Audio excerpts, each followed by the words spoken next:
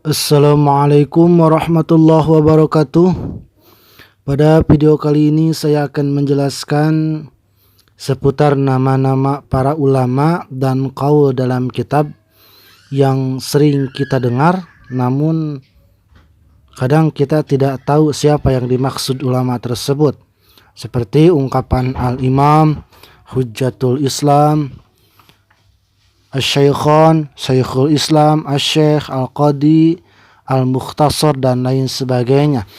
Nah, di sini saya akan menjelaskan satu persatu siapa itu yang disebut imam, siapa yang disebut Hujjatul Islam dan lain sebagainya. Yang pertama, kata yang sering kita dengar di dalam kitab fikih khususnya yaitu al-imam. Bila didapati dalam kitab fikih madhab Syafi'i, maka yang dimaksud adalah Imam Haramain, yaitu Diyauddin Abdul Malik Ibnul Imam Abi Muhammad Al-Juwaini, wafat tahun 478 Hijriah. Bila kata al-imam didapati dalam kitab-kitab tajwid, maka yang dimaksud adalah Sayyidina Utsman bin Affan. Bila didapati dalam kitab-kitab kalangan Syiah, maka yang dimaksud adalah Sayyidina Ali bin Abi Thalib karamallahu wajhah. Bila dalam kitab-kitab fikih terdapat kata al-a'immah al-arba'ah, yaitu 4 orang imam, maka yang dimaksud adalah Imam Hanafi, Imam Maliki, Imam Syafi'i, dan Imam Ahmad bin Hanbal. Bila dalam kitab-kitab tajwid terdapat kata al-a'immah as-sab'ah, maka yang dimaksud ialah Imam Nafi', Ibnu Katsir, Abu Amr, Ibnu Amir, Al-Asim, Hamzah, Ali Kisai.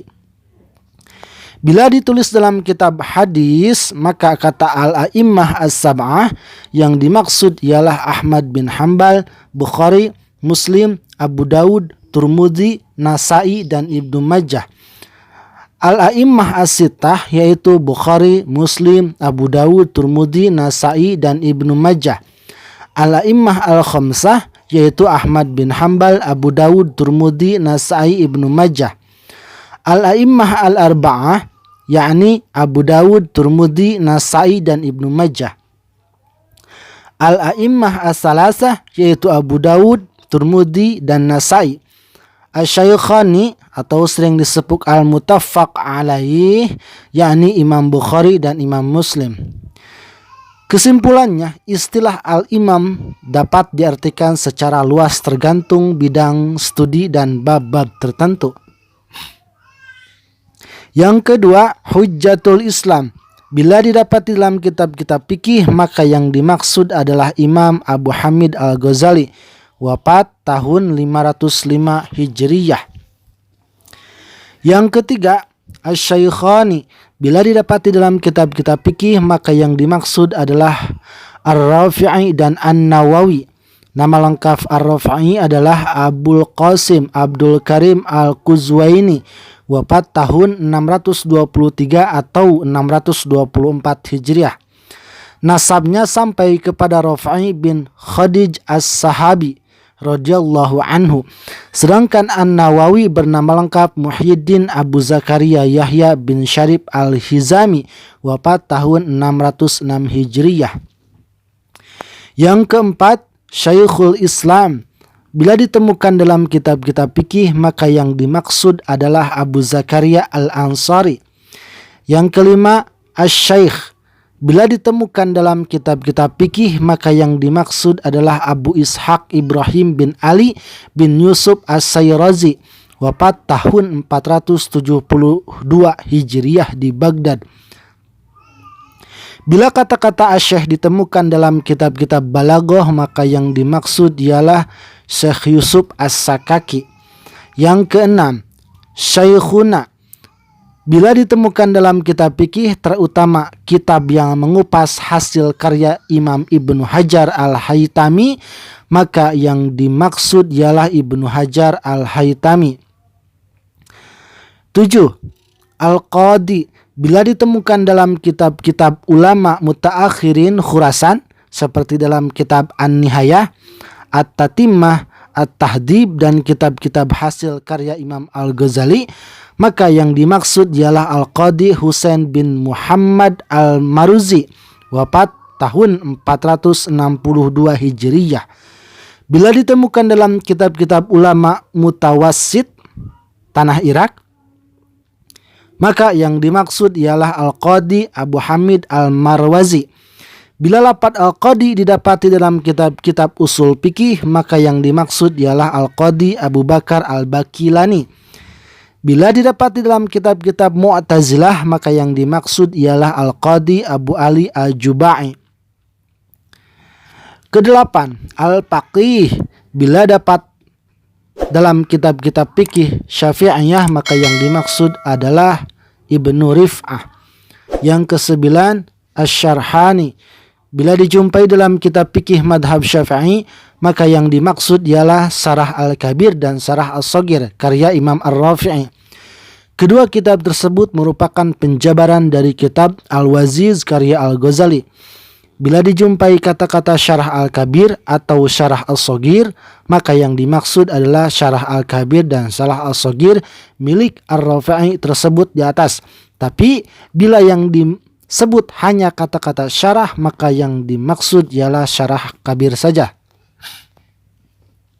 Ke-10, Al-Mukhtasar. Bila disebut dalam kitab-kitab fikih, maka yang dimaksud adalah kitab Al-Mukhtasar karya Ismail bin Yahya bin Ismail Al-Muzani Al-Misri, wafat tahun 264 Hijriah, yaitu salah seorang murid utamanya Imam Syafi'i. Yang ke-11, Al-Ashahhu. Bila diutarakan dalam kitab-kitab fikih, maka yang dimaksud ialah qaul atau pendapat yang sangat kuat, baik dipandang dari segi dalil maupun jami'nya, yaitu perpaduan antara dalil asal dan dalil cabang dalam satu hukum atau salah satu di antara dua hukum, baik berasal dari dua pendapat atau lebih, atau berasal dari dua sudut pandang atau lebih. Imam Ghazali mengistilahkan al-ashah dengan redaksi aqyas al-wajhain, paling memenuhi standar kias di antara dua pendapat, karena al-ashah lebih sesuai dengan dalil asal madhab.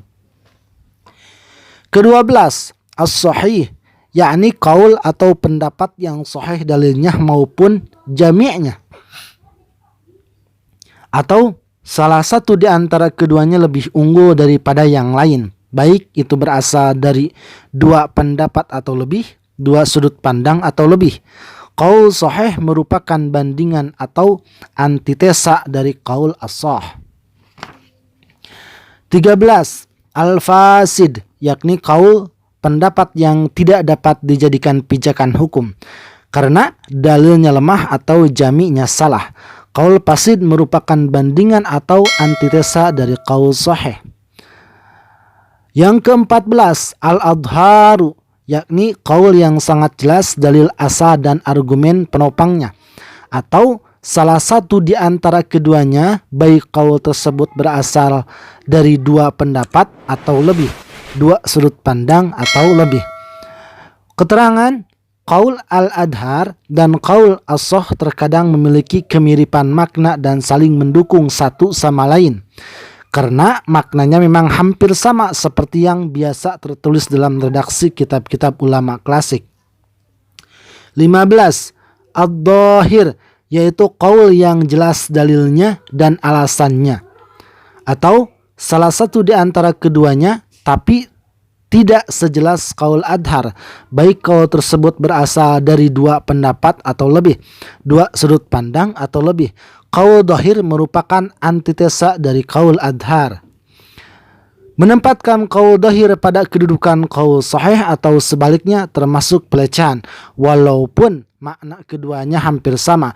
Sedangkan menempatkan qaul dhahir dan qaul sahih di tempat qaul adhar dan qaul as-sah termasuk kesalahan. Sekian dahulu dari saya. Wassalamualaikum warahmatullahi wabarakatuh.